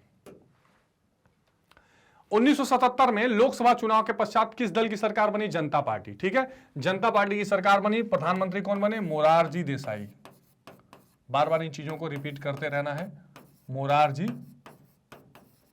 देसाई, ठीक है। इसमें चरण सिंह उप प्रधानमंत्री थे, उसके अलावा बाबू जगजीवन राम उप प्रधानमंत्री थे। उसके बाद मोरारजी देसाई की सरकार गिर गई, चरण सिंह प्रधानमंत्री बने। जनता पार्टी की सरकार शासन क्यों नहीं कर पाई? आपसी खींचतान के कारण, ठीक है, आपस में बहुत खींचतान मची हुई थी, इसलिए जनता पार्टी की सरकार शासन नहीं कर पाई। किसने कहा था कि जजों की नियुक्ति से पूर्व यह देखा जाना चाहिए कि उसका सामाजिक दर्शन सरकार की नीतियों के अनुकूल है या नहीं? बहुत इंपॉर्टेंट बात है। यानी सरकार के, इंदिरा गांधी ने 2-3 चीजें कर दी थी ना। उन्होंने क्या कर दिया कि चीफ जस्टिस बनने वाले थे कोई नेता, और उनके जगह पे 3 नेताओं को, ANDA की जगह पे 3 नेताओं, सॉरी माफ करिए, 3 जो जज थे सीनियर मोस्ट, उनको छोड़कर और दूसरे को बना दिया चीफ जस्टिस। तो ये हमेशा दिखाना चाहती थी कि जो हमारे फेवर में जजमेंट देगा उन्हीं को हम क्या करेंगे? न्यायपालिका में रखेंगे। और उन्होंने कह भी दिया कि सामाजिक दर्शन जजों का देखकर तब नियुक्ति करनी चाहिए, इंदिरा गांधी ने। तो बेसिकली वो क्या करना चाह रही थी? वो चाह रही थी प्रतिबद्ध न्यायपालिका। इसका कॉन्सेप्ट यहां से आपको क्लियर हो जाएगा ना, क्वेश्चन आप लिख सकते हैं, प्रतिबद्ध न्यायपालिका, वो ये चाह रही थी, ठीक है। चलिए नेक्स्ट देखते हैं। नेक्स्ट क्वेश्चन क्या है? नौकरशाही के आदर्श स्वरूप का वर्णन करिए। किसने किया? माफ करिए, नौकरशाही का यानी कि आइडियल जो सिचुएशन है ब्यूरोक्रेसी की, वो मैक्स वेबर ने किया। बड़ी अच्छी थ्योरी है इनकी, डिटेल में है, अपने सिलेबस से बहुत ज्यादा इसका मतलब नहीं है, लेकिन कभी टाइम मिले तो आप जरूर मैक्स वेबर की थ्योरी पढ़िए। 1977 में बनी कांग्रेस फॉर डेमोक्रेसी के अध्यक्ष बाबू जगजीवन राम जी थे। ये दलित नेता थे, बिहार के बहुत महत्वपूर्ण नेता थे, ठीक है, तो ये इंपॉर्टेंट है। ये इंदिरा गांधी के काफी समर्थक थे, लेकिन इमरजेंसी के बाद ये अलग हो गए और कांग्रेस फॉर डेमोक्रेसी इन्होंने बनाई। अब देखिए, एक प्रश्न है कि संवैधानिक व्यवस्था या लोकतांत्रिक व्यवस्था का संकट किसे कहते हैं? भारत लोकतांत्रिक व्यवस्था पर आधारित देश है और इसमें जनता ही सर्वोच्च होती है। जब संवैधानिक शासक वर्ग जनादेश का निरादर करता है, उसे संवैधानिक प्रावधानों के विपरीत चलाता है, तो व्यवस्था का संकट उत्पन्न होता है। एक चैप्टर भी अलग से NCERT में मेंशन था कि संवैधानिक व्यवस्थाओं का संकट, इसमें इमरजेंसी की बात की जा रही है कि जो शासक वर्ग है, जो सरकार चला रहा है, अगर उस संविधान के खिलाफ जाकर सरकार चलाने का प्रयास करेगा तो इस तरह की व्यवस्थाओं में संकट आती है। जो एक सिस्टम, कॉन्स्टिट्यूशनल सिस्टम देश में बना हुआ है, वो पूरा सिस्टम अफेक्ट होता है और व्यवस्था क्या होती है? परेशान होती है। व्यवस्था क्या होती है? खराब होती है। इसलिए संवैधानिक व्यवस्थाओं में एक संकट पैदा होता है या लोकतांत्रिक व्यवस्था में एक संकट पैदा होता है, ठीक है। न्यायपालिका की स्वतंत्रता क्यों आवश्यक है? न्यायपालिका को स्वतंत्र रखने के लिए निष्पक्ष न्याय जनता को मिलता है, लोकतंत्र को रक्षा न्यायपालिका कर सकती है। जाहिर सी बात है, जिसको कहते हैं इंडिपेंडेंट जुडिशरी। क्यों जरूरी है भाई इंडिपेंडेंट जुडिशरी? इसलिए जरूरी है कि जो कार्यपालिका है, जो सरकार है, वो मनमानी ना कर सके। अगर सरकार कुछ कानूनों को या आपके अधिकारों का दोहन करना चाहे, उसको अधिकारों को छीनना चाहे, तो न्यायपालिका उसकी रक्षा कर सके। और बहुत बार देखा गया है, बहुत सारे ऐसे कानून है जिसको सरकार ने बनाए हैं लोगों के खिलाफ, तो उसको न्यायपालिका ने कहा है कि ये गैर संवैधानिक है, उसको हटाया है। अगर कभी सरकार में गतिरोध पैदा होता है तो उसका व्याख्या संविधान की करती है, वो न्यायपालिका करती है। इसलिए न्यायपालिका की स्वतंत्रता बेहद जरूरी है, वरना सरकार निरंकुश हो सकती है, ठीक है। आपातकाल किन परिस्थितियों में लगाई जाती है? आमतौर पर आपातकाल युद्ध और आक्रमण, यानी बाहर से कोई युद्ध कर दे, अथवा प्राकृतिक आपदा, आर्थिक संकट और संवैधानिक विफलता आदि की स्थिति में लगाई जाती है। तो 352 वाले में युद्ध और आक्रमण भी शामिल है और आंतरिक आर्म रिवेलियन शामिल है। 1975 में भारत में अंदरूनी गड़बड़ियों की आशंका के मद्देनजर आपातकाल की घोषणा की गई। हालांकि अब ये अंदरूनी गड़बड़ियां जो है, इसमें जोड़ दिया गया है सशस्त्र, क्या है? सशस्त्र आंदोलन अगर कोई होगा, अगर आर्म रिवेलियन, सशस्त्र विद्रोह अगर होगा तो आप लगा सकते हैं, ठीक है। चलिए, महत्वपूर्ण क्वेश्चन था। नौकरशाही का अर्थ क्या है, यानी ब्यूरोक्रेसी क्या है? तो नौकरशाही क्या है? एक जो परमानेंट आपके यहां चलने वाली व्यवस्था है, परमानेंट शासन करने के लिए जो व्यवस्था है, क्योंकि सरकारें चुनकर आके चली जाती हैं, लेकिन जो काम करने वाले, अपने सेवा देने वाले स्थायी लोग हैं, उनको नौकरशाही की कैटेगरी में हम रखते हैं। तो नौकरशाही शासन व्यवस्था का अनिवार्य अंग है, यानी कंपलसरी पार्ट है, या कोई भी प्रशासन लोक सेवा के बिना अपने उद्देश्य की प्राप्ति नहीं कर सकता। जाहिर सी बात है, कोई सरकार मंत्री लेके बैठ जाए और उसको लागू करवाने के लिए ऑफिसर्स ना हो, उसको लागू करवाने के लिए जो है लोक सेवक ना हो, तो कैसे काम चलेगा। नौकरशाही में शामिल व्यक्तियों से यह आशा की जाती है कि वो किसी दल विशेष की नीतियों के कार्य से न जुड़े, यानी वो क्या रहे, तटस्थ रहे, ठीक है, वो न्यूट्रल रहे, तटस्थ रहे और संविधान के अनुसार कार्य करें। उनको ये कहा जाता है कि भाई आपके लिए जो कॉन्स्टिट्यूशन के हिसाब से पावर्स दी गई हैं, जो आपके कर्तव्य डिसाइड किए गए हैं, आप उसी पर चलें, आप अपने हिसाब से इसमें चीजें न ऐड करें, ठीक है। आगे देखते हैं प्रतिबद्ध नौकरशाही क्या है। अब यही नौकरशाही अगर किसी दल के विशेष आइडियोलॉजी से जुड़ जाएगी, दल के हिसाब से काम करने लगेगी, दल के प्रति कमिटेड होकर काम करने लगेगी, तो इसको प्रतिबद्ध नौकरशाही कही जाती है। नौकरशाही में अधिकारीगण सत्ताधारी दल के अनुसार कार्य करते हैं और जो ऐसा नहीं करते उन्हें हटा दिया जाता है, यह प्रतिबद्ध नौकरशाही है। और ऐसा इसलिए अब लगभग प्रतिबद्ध नौकरशाही होकर रह गई है।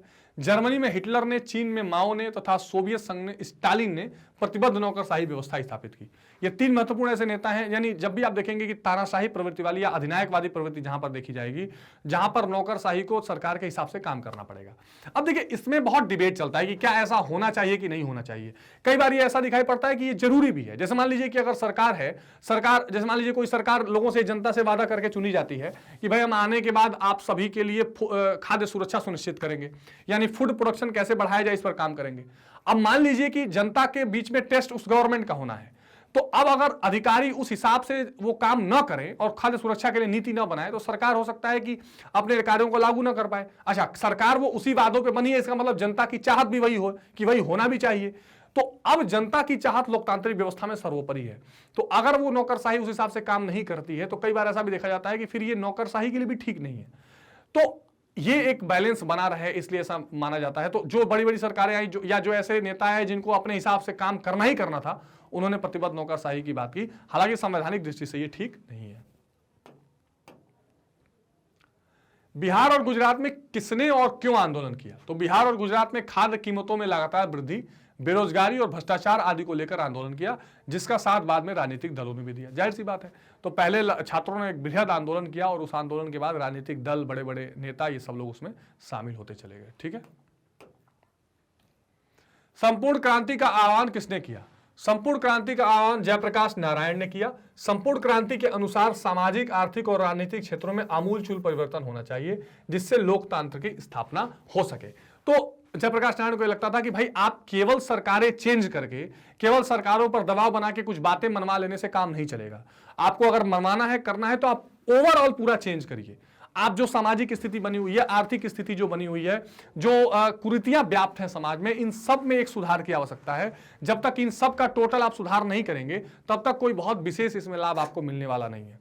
तो उनके अनुसार क्या हुआ, उनके अनुसार ये हुआ कि इनके अनुसार सामाजिक, आर्थिक और राजनीतिक, इन तीनों क्षेत्रों में एक ओवरऑल चेंजेस होने चाहिए, जिसकी शपथ भी उन्होंने वहां खास करके गांधी मैदान पटना का जो 4 जून का 1974 का सम्मेलन था, इसमें बृहद रूप से इन्होंने समझाने का प्रयास किया, ठीक है। प्रेस सेंसरशिप क्या है। देखिए, प्रेस सेंसरशिप ये इमरजेंसी के दौरान बहुत ज्यादा देखा गया। तो प्रेस सेंसरशिप में क्या चीजें आई कि प्रेस जब तक आप सरकार से ना पूछ ले तब तक कुछ ना छापे। तो प्रेस सेंसरशिप के अनुसार अखबारों को कोई भी खबर छापने से पहले शासक दल की अनुमति लेनी पड़ती है, और इसका बड़ा विरोध भी हुआ। कई ऐसे स्टेट्समैन और इंडियन एक्सप्रेस जैसे अखबार थे जिन्होंने क्या बोला कि हम आपसे पूछेंगे नहीं, वो जहां जो छापना चाहते थे उसको ब्लैंक छोड़ दिया, ताकि एक विरोध भी प्रदर्शन कर सकें, ठीक है। तो इंपॉर्टेंट है। नजरबंदी निवारक निरोध क्या है। तो नजरबंदी निवारक निरोध क्या था, प्रिवेंटिव डिटेंशन। यह ऐसा कानून जिसके अंतर्गत लोगों को केवल इस शक के आधार पर गिरफ्तार किया जाना है कि भविष्य में वो कोई अपराध कर सकते हैं। अक्सर ऐसा देखा गया है, अभी भी आजकल भी इलेक्शंस के टाइम में आप देखिए कि जो अवांछनीय तत्व हैं या जो ऐसे लोग होते हैं जिन पर पहले से हिस्ट्री सीटर्स जो होते हैं, उनको गिरफ्तार कर लिया जाता है कि भाई तुम हमेशा गड़बड़ करते हो, इस बार भी करोगे। तो ऐसे जो इंपॉर्टेंट लोग, ऐसे जो लोग हैं जिनको, हालांकि इमरजेंसी में तो इसका दुरुपयोग किया गया, जिसको भी अंदर करना था उसको बोला जाता है कि भाई तुम गड़बड़ करोगे, तुम आंदोलन करोगे, तुम अशांति फैलाओगे, इसलिए तुमको अंदर कर रहे हैं। तो ये बहुत ही महत्वपूर्ण कानून था। किन कारणों से 1980 में मध्यावधि चुनाव कराने पड़े। अब देखिए 1977 में जनता पार्टी की सरकार बनी और वो गिर गई। मोरारजी देसाई के बाद कुछ दिन के लिए चरण सिंह रहे, लेकिन ये भी ज्यादा दिन तक टिक नहीं पाए और उसके बाद फिर इलेक्शन कराने पड़े, और ये इलेक्शन में फिर इंदिरा गांधी जीती। तो गठबंधन ठीक से काम नहीं कर पाया।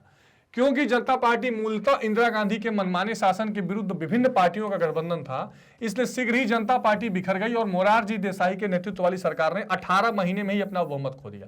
1.5 साल में ही मोरारजी देसाई की सरकार गिर गई।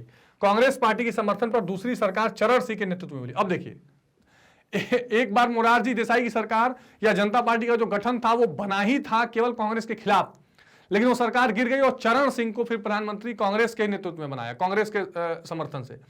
और बाद में कांग्रेस पार्टी ने समर्थन वापस लेने का फैसला किया और इस वजह से चरण सिंह की सरकार मात्र 4 महीने तक सत्ता में रही और 1980 में फिर से चुनाव कराने पड़े। ठीक है, यानी बहुत जल्दी ये सरकार गिर गई और जो जनता पार्टी एक गैर कांग्रेसवाद का विकल्प दिखाई दे रही थी वो विकल्प भी टिक नहीं पाई। 1980 में फिर उन्होंने बहुत तेजी से इंदिरा गांधी ने बताया कि भाई हमारे अलावा दूसरा कोई विकल्प नहीं है और राजनीतिक स्थिरता के लिए हमारा होना जरूरी है, और 80 में इंदिरा गांधी फिर चुनाव जीत गई। ठीक है, अब देखिए 1975 में राष्ट्रीय आपातकाल की घोषणा करते हुए सरकार ने इसके पीछे क्या कारण बताया। अब थोड़ा डिटेल में, अति लघु में हम दे देंगे कि सरकार ने 2-4 लाइनें क्या बताएंगी क्यों हमें आपातकाल लगाना पड़ रहा है।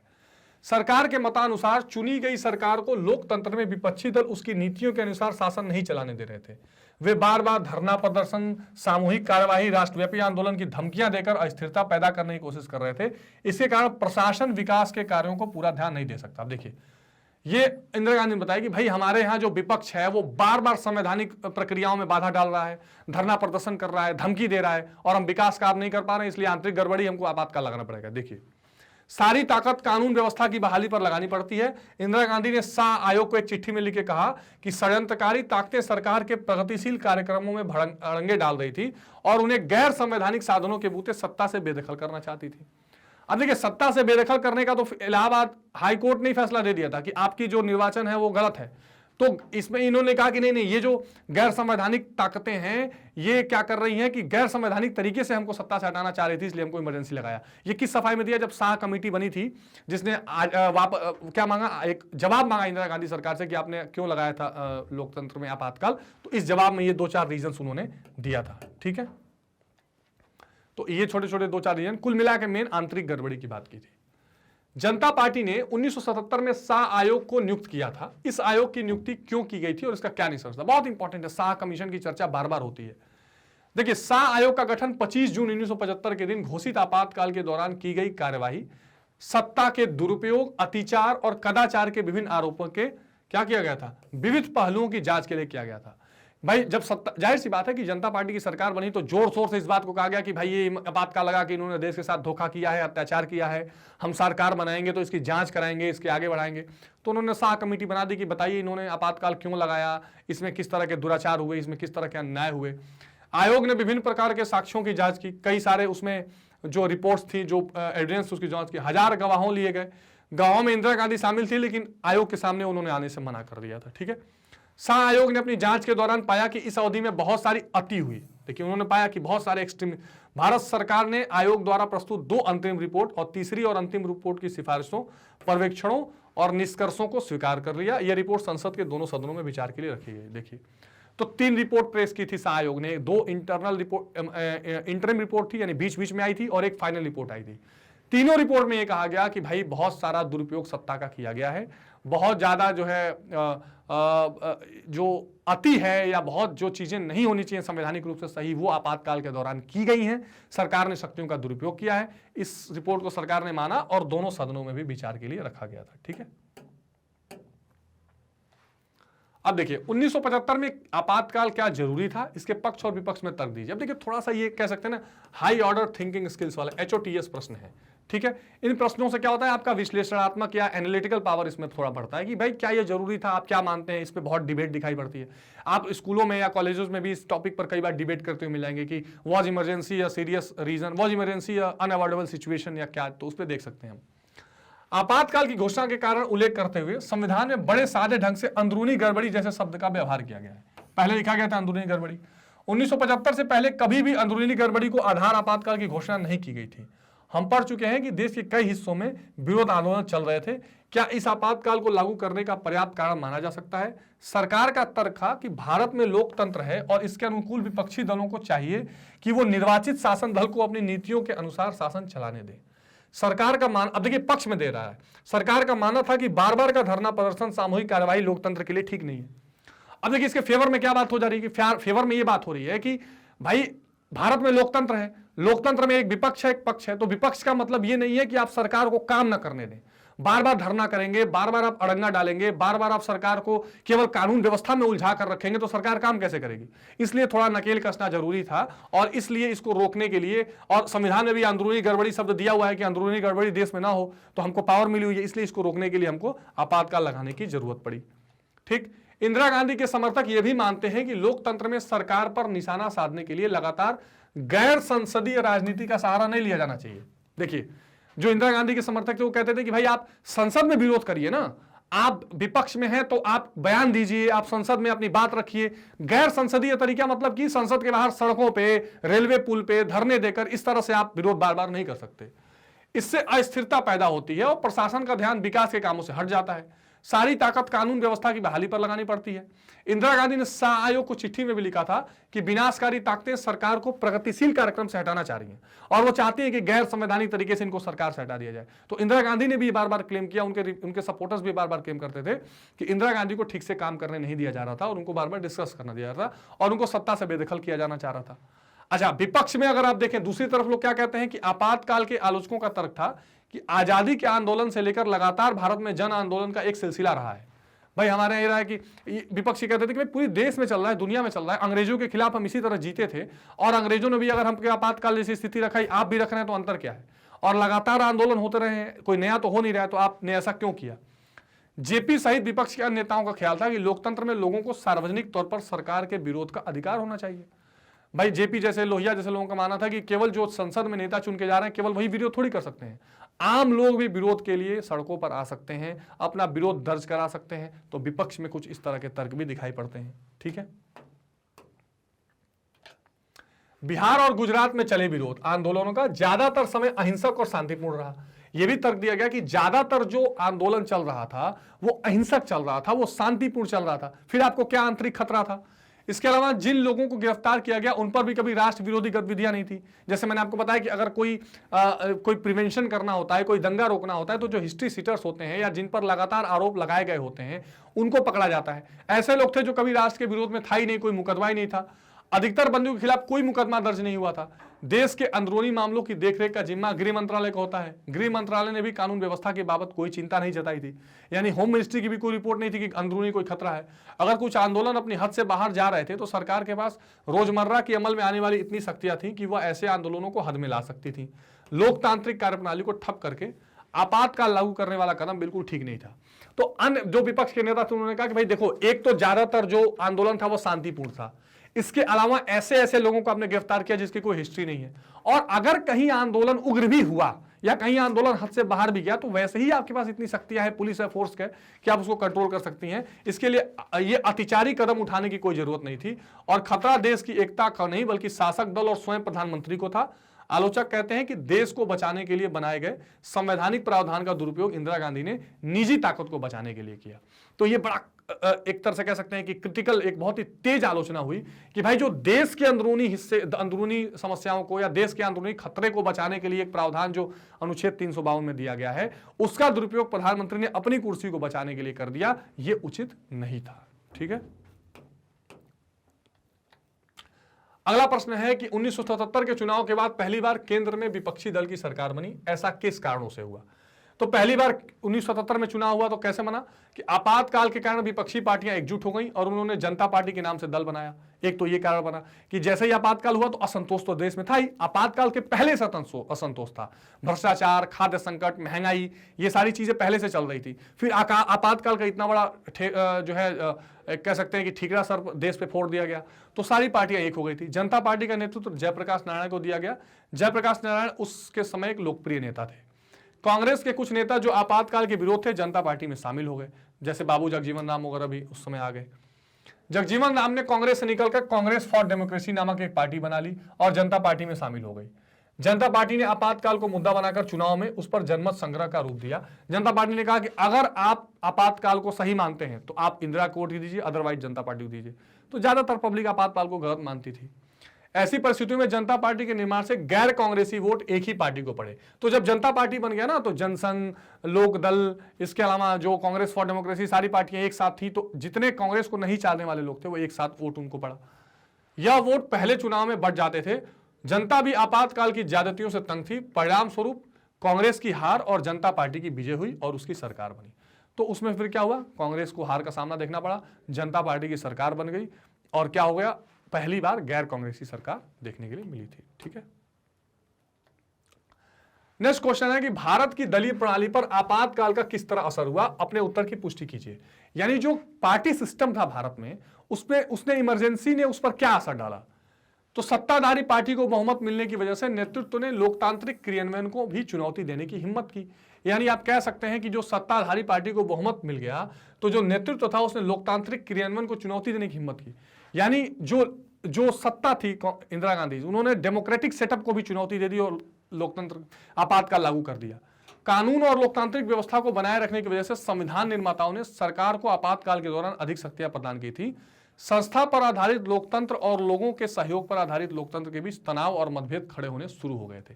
ठीक है, तो आपातकाल का स्थिति ये हो गई, बन गई, आपातकाल का असर ये पड़ा कि जिसके पास बहुमत था उसने लोकतांत्रिक व्यवस्था को भी चैलेंज कर दिया कि हम आपातकाल लगाएंगे। इसके अलावा जो एक्स्ट्रा पावर मिला हुआ था देश को बचाने के लिए, वो पावर क्या हुआ, फिर लोगों ने अपने बचाव के लिए इंदिरा गांधी ने इस्तेमाल कर लिया। और बेसिकली हमारा जो लोकतंत्र की पूरा कॉन्सेप्ट था वो संस्था यानी इंस्टीट्यूशंस पर आधारित लोकतंत्र था, लोगों के सहयोग के आधारित लोकतंत्र था। यानी जो सारी संवैधानिक संस्थाएं बनी हुई हैं, न्यायपालिका, कार्यपालिका, विधान पालिका, उनमें एक दूसरे में सहयोग और उनके आधार पर लोकतंत्र के हिसाब से देश चलना था।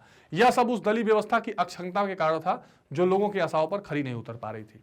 जाहिर सी बात है। तो ये जो स्थिति देखने के लिए मिली जिसमें कि आपातकाल जैसी परिस्थिति आई, वो क्यों कारण से हुई, वो ऐसे दल के विफलता के कारण हुई जो लोगों की उम्मीदों पर खरे नहीं उतरे, यानी कांग्रेस की विफलता के आधार पर यह कहा जा सकता है।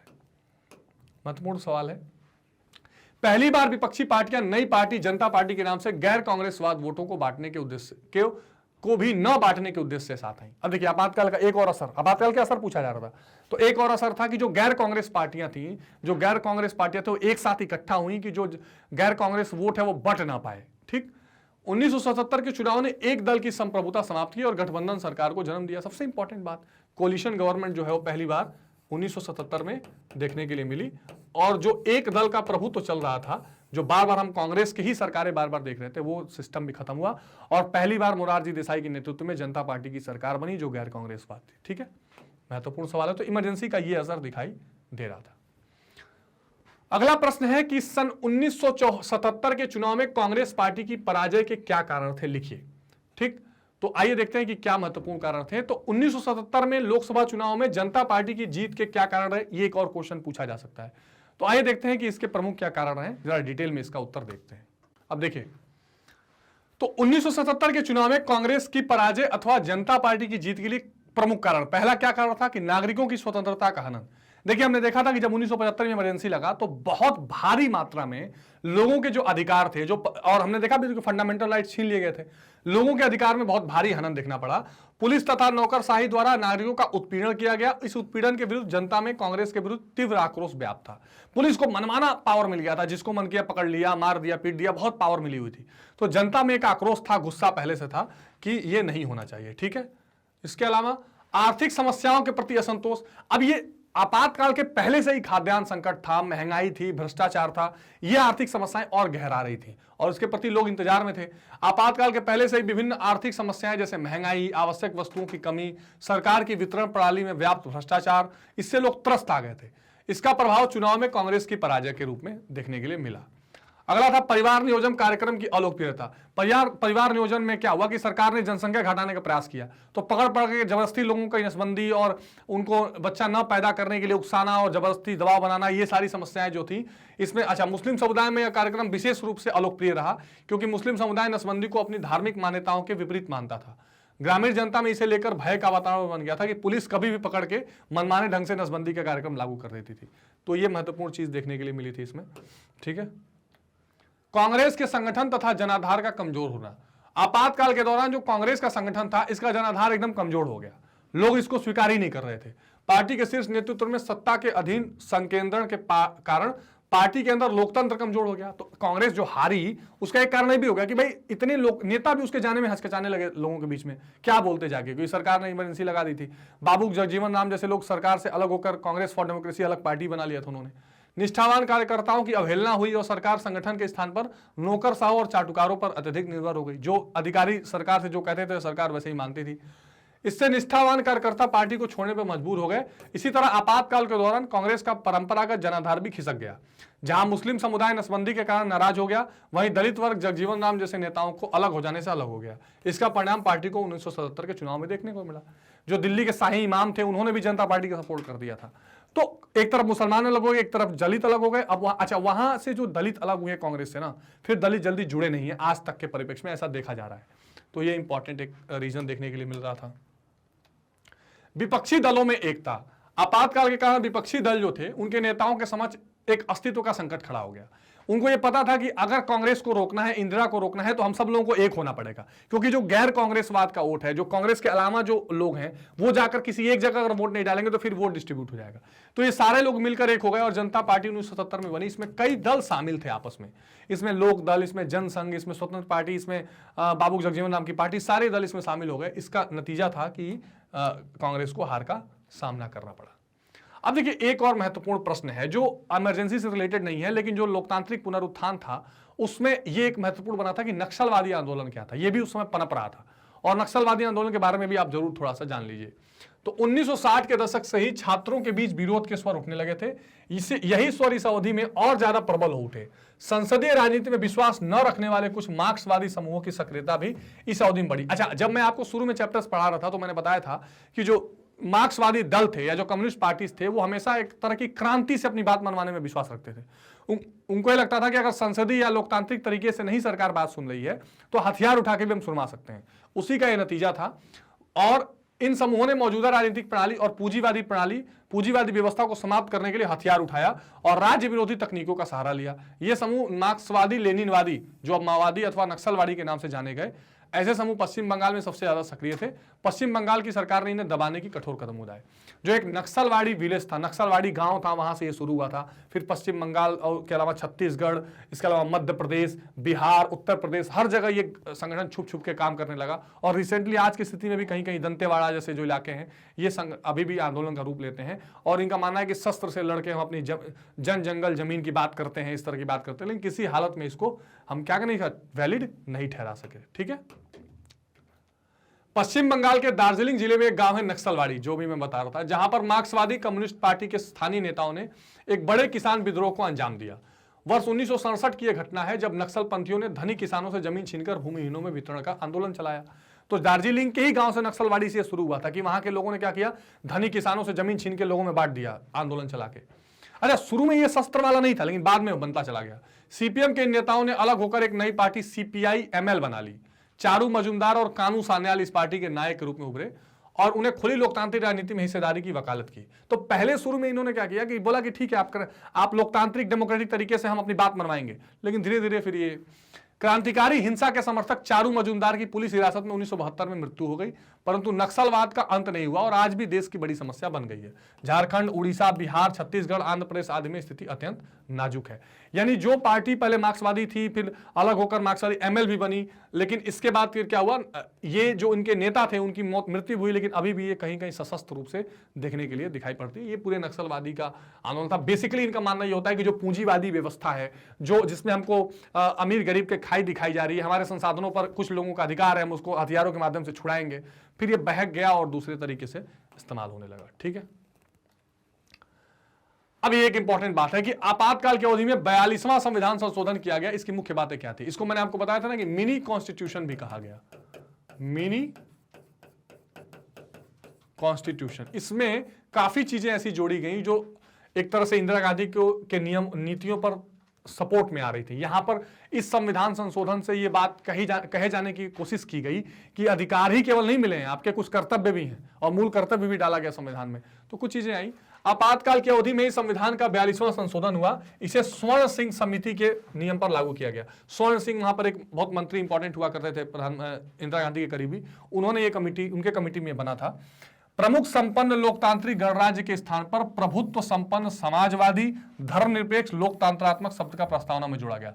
जो इंडिया का जो कॉन्स्टिट्यूशन का प्रियम्बल जिसको हम कहते हैं, ठीक है ना, जिसको कहा जाता है प्रस्तावना, तो प्रस्तावना में भी संशोधन किया गया। पहले उसमें क्या था, प्रभुत्व संपन्न लोकतांत्रिक गणराज्य यानी कि सोवरेन डेमोक्रेटिक रिपब्लिक शब्द था। इसमें दो और शब्द जोड़े गए, सोशलिस्ट और सेकुलर। कौन कौन से? समाजवादी और धर्मनिरपेक्ष, ये दो शब्द जोड़े गए, पंथ निरपेक्ष बेसिकली, ये दो शब्द जोड़े गए।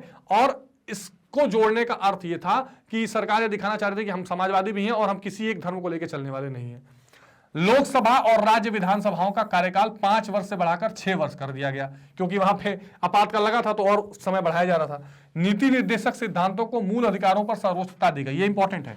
नीति निर्देशक सिद्धांत क्या है? डीपीएसपी जिसको बोलते हैं। संविधान में एक directive principle of state policy दिया गया है, ठीक, यानी राज्य के नीति निर्देशक तत्व। उसमें यह बताया गया है कि राज्य किस तरह की व्यवस्था लागू करने का प्रयास करेगा। राज्य कोशिश करेगा कि सबको मुक्त शिक्षा मिले, राज्य कोशिश करेगा कि आर्थिक और सामाजिक बराबरी आए, राज्य कोशिश करेगा कि जो भी कुरीतियां हैं, जो भी समस्याएं हैं, ये दूर की जाए, पर्यावरण की रक्षा की जाए, ये सारी चीजें राज्य कोशिश करेगा। सोशल इक्वालिटी, इकोनॉमिक इक्वालिटी, ये सारी राज्य कोशिश करेगा, ऐसा दिया गया है। लेकिन ये बाइंडिंग नहीं बनाया गया सरकार पर, ये बाध्य नहीं बनाया गया था।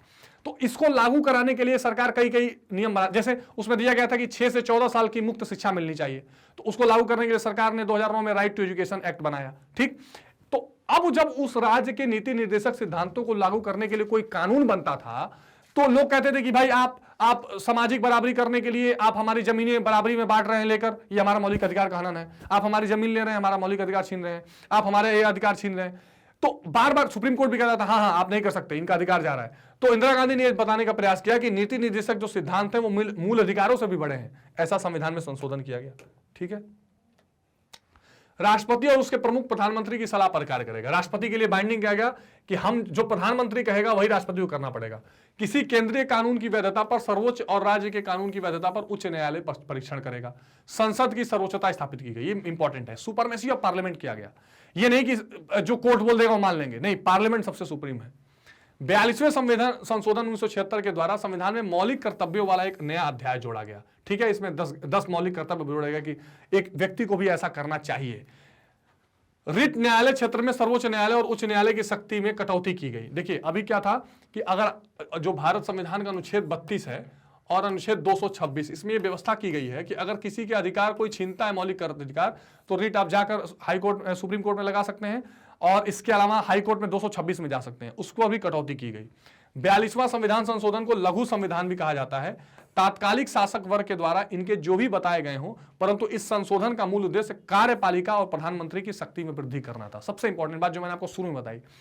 अब इस संशोधन का चाहे जो भी लॉजिक सरकार ने उस समय दिया हो, लेकिन इसका मेन उद्देश्य यह था कि कार्यपालिका जो एग्जीक्यूटिव है और जो प्रधानमंत्री है, इनकी शक्तियां मजबूत की जाए, लोगों की शक्ति भी कमजोर की जाए। लोग केवल अपने अधिकार की बात ना करें, उनके लिए ऊपर कर्तव्य भी थोपा गया कि देखो आपके कुछ ड्यूटीज भी हैं, आप ऐसे चलो, ऐसे करो, ये भावना लेके चलो। तो ये इंपॉर्टेंट चीजें देखने के लिए मिली थी जो संविधान 42वां, हालांकि इसमें जो भी गलत चीजें थी, फिर 44वां संविधान संशोधन जो है 1978 में किया गया जनता पार्टी के द्वारा, और काफी चीजें ठीक की गई, ठीक है। फिर से 5 साल कर दिया गया लोकसभा राज्य की अवधि। अब देखिए कुछ इंपॉर्टेंट चीजें हैं कि हमारी राज्य व्यवस्था के निम्नलिखित पक्ष पर आपातकाल का क्या असर हुआ। नागरिक अधिकार पर क्या असर हुआ आपातकाल का, कार्यपालिका और न्यायपालिका के संबंध में क्या असर हुआ, जनसंचार के माध्यमों में और पुलिस और नौकरशाही की कार्रवाई पर क्या असर हुआ। तो अगर आप पहले की ही चर्चा करें तो नागरिक अधिकार और दशा पर बहुत खराब असर पड़ा। अधिकारों की अवहेलना की गई, सारे मूल अधिकार छीन लिए गए। कार्यपालिका और न्यायपालिका के संबंध की अगर बात की जाए तो एक तरह से आप कह सकते हैं कि बहुत ज्यादा अफेक्ट पड़ा। न्यायपालिका तो चाहकर भी कुछ नहीं कर पा रही थी। जनसंचार के सारे माध्यमों पर सरकार ने सेंसरशिप लगा दी। पुलिस और नौकरशाही की कार्रवाइयां जो है वो दमनकारी बन गई, बहुत अतिवादी बन गई, अतिचारी बन गई। इसको देखते हैं। अब देखिए आपातकालीन प्रावधानों के अंतर्गत नागरिकों के विभिन्न मौलिक अधिकार निष्प्रभावी हो गए, पूरी तरह से उनको अधिकार को हटा दिएगा। उसके पास अब यह भी अधिकार नहीं रहा कि मौलिक अधिकारों की बहाली के लिए वो अदालत का दरवाजा खटखटाए। यानी जो अनुच्छेद 32 है जिसको संविधान की आत्मा कही जाती है, उस पर भी रोक लगा गया। सरकार ने निवारक नजरबंदी के बड़े पैमाने प्रिवेंटिव डिटेंशन के अनुसार कई लोगों को गिरफ्तार किया क्यों गिरफ्तार किया जाता था? कि वो उनके विरोध में कुछ ना कर पाए, कोई आंदोलन न कर पाए। आशंका से गिरफ्तार किया जाता था कि कोई अपराध कर सकते हैं। सरकार ने आपातकाल के दौरान निवारक नजरबंदी अधिनियम का प्रयोग करके बड़े पैमाने पर गिरफ्तारी की। यानी आप ये समरी में लिख सकते हैं कि एक तरह से जो बंदी प्रत्यक्षीकरण है, ये इंपॉर्टेंस, ये ठीक है ना, बंदी प्रत्यक्षीकरण को भी रोक लेगा। याचिका का सहारा लेकर अपनी गिरफ्तारी की चुनौती नहीं दे सकते थे। बंदी प्रत्यक्षीकरण बोलते हैं हैबियस कॉर्पस, हैबियस कॉर्पस इसको बोलते हैं, ठीक है, ये अंग्रेजी एक वर्ड है। बेसिकली इसका मतलब ये होता है, बेसिकली हैबियस कॉर्पस का मतलब ये होता है कि आप जिसको भी गिरफ्तार करेंगे उसको 24 घंटे में आप प्रेजेंट करना होता है मजिस्ट्रेट के सामने। लेकिन मान लीजिए अगर नहीं किया जाता है तो हैबियस कॉर्पस के तहत रिट लगाई जाती है सुप्रीम कोर्ट में। तो उसमें सुप्रीम कोर्ट ये आदेश देता है कि present the body, present the body, यानी बंदी प्रत्यक्षीकरण, जिसको आपने क्या किया है, जिसको आपने गिरफ्तार किया उसको दिखाओ वो कहां है, किस हालत में है। इसका भी सहारा लोगों के पास नहीं था, ये अधिकार भी छीन लिया गया था। कार्यपालिका और न्यायपालिका के संबंध की अगर बात करें तो आपातकाल के बाद कार्यपालिका तथा न्यायपालिका के बीच गंभीर मतभेद उत्पन्न हुए। इंदिरा गांधी ने कार्यपालिका और संसद को सर्वोच्चता का हवाला देते हुए कई संविधान संशोधनों की योजना बनाई, लेकिन इनमें से अधिकांश को उच्चतम न्यायालय ने खारिज कर दिया। बहुत सारे ऐसे नियम कानून इंदिरा गांधी ने बनाने का प्रयास किया जिसमें यह दिखाएं कि संसद सुपरमेसी है, संसद या कि जो हमारी जो कह सकते हैं पार्लियामेंट है वो जो कहेगी वो मेन है, लेकिन कोर्ट नहीं मानी। जन संचार में देखें तो प्रेस की सेंसरशिप हो गई, इसकी स्वतंत्रता पर पाबंद लगा दिया गया। अखबारों को छापने से पहले पूछना पड़ता था, तो कई अखबारों को इसके लिए पाबंद भी कर दिया गया। विरोध प्रदर्शन और हड़तालों पर भी पाबंदी लगा दी गई। तो ये इंपॉर्टेंट जनसंचार के माध्यम थे जिनको आप देख सकते हैं। बहुत सारे मौलिक अधिकारों को स्थगित कर दिया, सस्पेंड कर दिया गया, जो हमारे क्या कह सकते हैं, जो हमारे फंडामेंटल राइट्स हैं, जिससे मौलिक अधिकारों की बहाली के लिए अदालतों में जाने का अधिकार था, वो भी नहीं था। यानी अगर आपका कोई मौलिक अधिकार छीन रहा है, उसकी कंप्लेन है कि आप कोर्ट जाना चाहते हैं, वो भी नियम नहीं है। पद्म भूषण से सम्मानित कन्नड़ लेखक शिवराम कारंत और पद्मश्री से सम्मानित हिंदी लेखक फणीश्वरनाथ रेणु ने लोकतंत्र के दमन के विरोध में अपनी अपनी पदवी लौटा दी। तो उस समय भी पद्म भूषण और पद्मश्री लौटाया गया। इंडियन एक्सप्रेस और स्टेट्समैन जैसे अखबारों ने प्रेस पर लगी सेंसरशिप का विरोध किया। जिन समाचारों ने छापने से रोका जाना था उनको जगह ये अखबार खाली छोड़ देते थे। तो ये विरोध करने का तरीका है। भाई अखबारों को कहा गया कि छापने से पहले आप पूछिए, तो उन्होंने कहा हम छापेंगे नहीं कुछ, हम ब्लैंक पेज छोड़ेंगे जिससे अपना विरोध जाहिर कर सकें। तो ये उस समय देखने के लिए मिला था, जो बड़े इंपॉर्टेंट दिखाई देता है।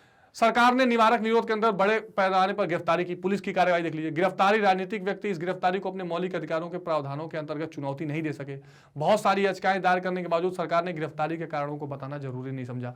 और पुलिस की जो नौकरशाही की जो कार्रवाइयां थी, आप उसको दमनकारी कह सकते हैं, दमनकारी थी, यतिचारी थी, ठीक है, दमनकारी, यतिचारी, इस तरह की कार्रवाइयां पुलिस और नौकरशाही कर रही थी। ठीक है, इंपॉर्टेंट है।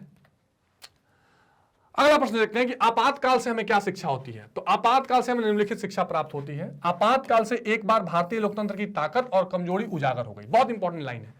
आपातकाल से हमको यह भी दिखाई दे गया कि भारत के लोकतंत्र में ताकत कितनी है। हम कैसे विरोध प्रदर्शन करके सरकार के घुटने टिकवा भी सकते हैं। हम कैसे एकजुट होकर अपने लोकतंत्र के लिए लड़ सकते हैं। आप देखिए कि बहुत सारे ऐसे देश थे जहां एक बार अगर आपातकाल लगा या सैन्य शासन आया तो दोबारा लोकतंत्र बहाल नहीं हो पाया, लेकिन भारत में हुआ। कमजोरियां भी देखिए कि कहां कहां के लूप होल्स पकड़ के सरकार इसका फायदा उठा सकती है, इसीलिए बाद में उसको प्रावधानों को ठीक किया गया। ठीक, बहुत सारे पर्यवेक्षक मानते हैं कि आपातकाल के दौरान भारत के लोकतांत्रिक नहीं रह गया था, लेकिन यह भी ध्यान देने की बात है कि थोड़े दिनों के अंदर कामकाज फिर से लोकतांत्रिक तरह से लौट आया। 1977 में सब ठीक हो गया। इस तरह हम आपातकाल को एक सबक तो है ही कि भारत से लोकतंत्र को विदा कर पाना बहुत कठिन है। उसके बाद किसी सरकार ने आज तक हिम्मत नहीं की लोकतंत्र लगाए, क्योंकि उसे आपातकाल लगाए, क्योंकि उसे पता है कि भारत के लोग इसको स्वीकार नहीं करेंगे। आपातकाल से संविधान में वर्णित आपातकाल के प्रावधानों के कुछ अंतर्गत उलझाव भी प्रकट हुए, जिसको सुलझा लिया गया। यानी हमारे संविधान में भी जो आपातकाल के लिए खतरा हो जाने वाले प्रावधान थे, जैसे केवल सिंपली लिखा गया था कि आंतरिक गड़बड़ी में आपातकाल लगाया जा सकता है, ऐसे प्रावधानों को हमने ठीक कर लिया और अब इस तरह से संविधान में संशोधन कर दिए गए हैं कि कोई आसानी से आपातकाल उस आधार पर लगा नहीं पाएगा। ठीक है। तीसरा, आपातकाल से हर कोई नागरिक अधिकारों के प्रति ज्यादा सचेत हुआ। सबको लगे कि हमारे क्या अधिकार होने चाहिए। व्यक्ति ने नागरिक अधिकारों को रक्षा में सक्रिय भूमिका निभाई। न्यायपालिका आपातकाल के वक्त नागरिक अधिकारों की कारगर तरीके से रक्षा नहीं कर पाई थी। इसे महसूस करके अब नागरिक अधिकारों की रक्षा में तत्पर हो गई और आपातकाल के बाद नागरिक अधिकारों के कई संगठन वजूद में आए। ह्यूमन राइट्स जिसको कहते हैं, ह्यूमन राइट्स के कई संगठन बाद में बाहर आए, जिन्होंने लोगों के अपने अधिकार समझाए और लोगों के अधिकारों के लिए लड़ाई लड़ी, क्योंकि जो कोर्ट थे या न्यायपालिका थी वो उस समय अधिकारों की पूरी रक्षा नहीं कर पाई थी। और संविधान में भी बहुत सारे संशोधन हुए जिसमें अधिकारों को सबसे प्रमुख बनाया गया और न्यायपालिका ने भी इसको गंभीरता से लिया था। ठीक है, अब ये कुछ अवतरण दिया गया है, मतलब एक किसी के पार्थ चटर्जी ने कुछ लिखा हुआ है, उसके बारे में चर्चा करनी है कि 1977 के चुनाव के दौरान भारतीय लोकतंत्र दो दलीय व्यवस्था को जितना नजदीक आ गया था उतना पहले कभी नहीं आया। बहरहाल अगले कुछ सालों में मामला पूरी तरह बदल गया। हारने के तुरंत बाद कांग्रेस दो टुकड़ों में बंट गई, जनता पार्टी भी बड़ा अफरा तफरी मची, डेविड बटलर, अशोक लाहिड़ी, प्रणव राय, ये सारी चीजें दिखी गई है। अब क्वेश्चन ये पूछा गया है कि 1977 का जो चुनाव हुआ ना, उसमें ऐसा लगा कि अब दो दलीय प्रणाली आ गई, यानी कांग्रेस और उसके अलावा जनता पार्टी, लेकिन उसमें भी जल्दी अफरा तफरी मच गई। क्या ये सही है? इसके बारे में कुछ विचार हमको करने हैं, देखते हैं। किन वजहों से 1977 में भारत की राजनीति दो दलीय प्रणाली आई? पहला क्वेश्चन। 1977 में दो से ज्यादा पार्टियां अस्तित्व में थी, इसके बावजूद लोग लेखकगण इस दौर को दो दलीय प्रणाली क्यों कह रहे हैं? कांग्रेस और जनता पार्टी में किन कारणों से फूट पैदा हुई? तो देखिए, इसको समझते हैं कि क्या इसके रीजंस हैं। अब देखिए, 1977 में भारत की राजनीति दो दलीय प्रणाली के समान इसलिए दिखाई पड़ रही थी क्योंकि उस समय मुख्य रूप से केवल दो दल ही चुनावी दंगल में थे। ठीक है, एक थे कांग्रेस और मुख्य विपक्षी दल जनता पार्टी के बीच सीधा मुकाबला था, क्योंकि वो जो 1977 का इलेक्शन था वो सीधे सीधे दो दलों के आमने सामने का लड़ाई दिखाई दे रही थी, इसलिए ऐसा महसूस किया जा रहा था कि दो दलीय प्रणाली यह है। ठीक है, हालांकि 1977 में दो से ज्यादा पार्टियां अस्तित्व में थी, परंतु अधिकांश विपक्षी दल जैसे संगठन कांग्रेस, जनसंघ, भारतीय लोक दल और सोशलिस्ट पार्टी ने मिलकर जनता पार्टी के नाम से एक पार्टी बनाई। तो जितने गैर कांग्रेसी संगठन थे, जनसंघ, भारतीय लोक दल, सोशलिस्ट पार्टी, इन सब ने मिलकर एक जनता पार्टी बनाई और इसलिए 1977 में केवल कांग्रेस और जनता पार्टी ही चुनावी दंगल में आमने सामने थी। इसलिए लेखकगण को दो दलीय प्रणाली के नजदीक बताते हैं। अच्छा, नजदीक क्यों बताते हैं? क्योंकि बाद में जनता दल गिर भी गई। अगर कुछ दिनों तक बनी रहती तो दो जनता पार्टी और कांग्रेस केवल बना रहता, जैसे कि अमेरिका में डेमोक्रेट और रिपब्लिक होते हैं या इंग्लैंड में कंजर्वेटिव और लिबर पार्टी है। इंडिया में ऐसा नहीं हो पाया। कांग्रेस में 1970 में हुई हार के कारण नेताओं में हुई निराशा के कारण फूट पैदा हो गई और अधिकांश कांग्रेसी नेता श्रीमती गांधी के चमत्कारिक नेतृत्व के मुहापास से बाहर आ चुके थे। दूसरी ओर जनता पार्टी में नेतृत्व को लेकर फूट पैदा हो गई। तो दोनों पार्टियों में क्यों विभाजन हुआ? कांग्रेस में इमरजेंसी को लेकर एक भारी विरोध था और इमरजेंसी के बाद जब कांग्रेस हार भी गई तो और नेताओं को लगा कि इंदिरा गांधी कारगर नहीं है, तो बाबू जगजीवन राम से लेकर कई लोगों ने अलग हो गए पार्टी, कुछ लोगों ने बना ली, कुछ लोग दूसरे पार्टी में चले गए।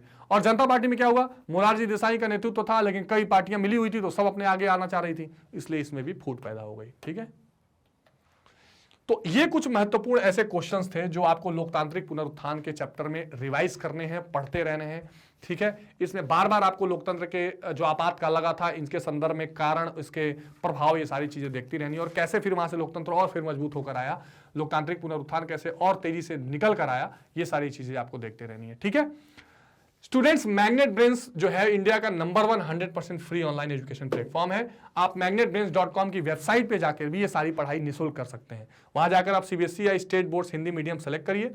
उसके बाद आपको राजनीति विज्ञान की दोनों किताबों के ऑप्शंस दिखाई दे देंगे। जिस चैप्टर को आपको जिस बुक से पढ़ना है आप सेलेक्ट कर सकते हैं और वहां जाकर आप सीबीएसई के अनुसार सारा पाठ्यक्रम, सारा syllabus, NCERT solutions, one shot revision, MCQs, most important question, सारी चीजें आप अवनीश त्रिपाठी मेरे साथ सामाजिक विज्ञान के हिसाब से राजनीति विज्ञान को आप कर सकते हैं। ठीक है, तो कक्षा 12 की राजनीति विज्ञान के सारे चैप्टर्स आप वहां से इजीली पढ़ सकते हैं। ठीक है स्टूडेंट, तो ये इंपॉर्टेंट इंफॉर्मेशन है क्योंकि मैग्नेट ब्रेन्स हिंदी जो है ये कक्षा 6 से 12 तक के लिए बिल्कुल निःशुल्क शिक्षा आपको सारे सब्जेक्ट के सारे चैप्टर्स के लिए लेकर आई है। कोई पैकेज परचेज नहीं करना है, सारे चैप्टर, सारे विषय आपको फ्री ऑफ कॉस्ट पढ़ना है। केवल इतना करना है कि लाइक, शेयर और सब्सक्राइब करते रहिए ताकि हम ज्यादा से ज्यादा वीडियो, ज्यादा से ज्यादा और चैप्टर्स आपके लिए इंपॉर्टेंट फ्यूचर में लेकर आते रहें और आपकी पढ़ाई और स्ट्रांग होती रहे। ठीक है स्टूडेंट, तो बार बार रिवाइज करते रहिए। मिलेंगे अगली वीडियो में अगले चैप्टर के साथ, अगले कंसेप्ट के साथ। तब तक अपना पूरा ध्यान रखिए। Take care, good bye.